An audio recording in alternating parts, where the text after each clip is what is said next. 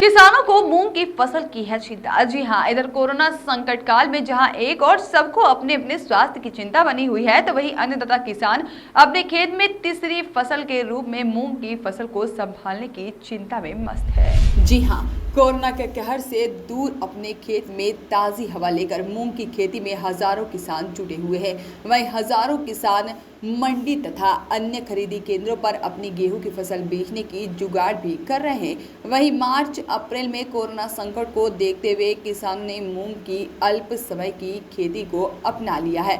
गेहूं, चना, धान और सोयाबीन की परंपरागत खेती के अलावा इन दिनों किसान मूंग की कम समय की खेती में रुचि ले रहे हैं।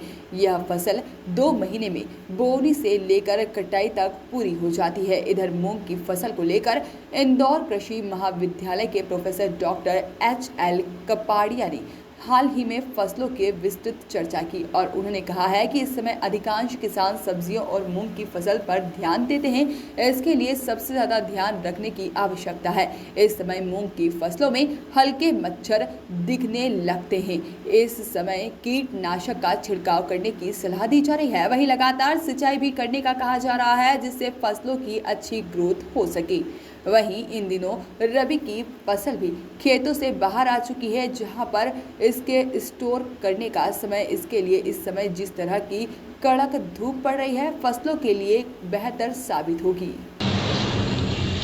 अभी हम गर्मी की फसल में हम देखते हैं तो ज़्यादातर किसान भाई सब्जियां लगाते हैं और मूंग लगाते हैं। तो जो मूंग किसान भाइयों ने लगाया है उनको सलाह दी जाती है कि समय समय पर उसकी सिंचाई करते रहें।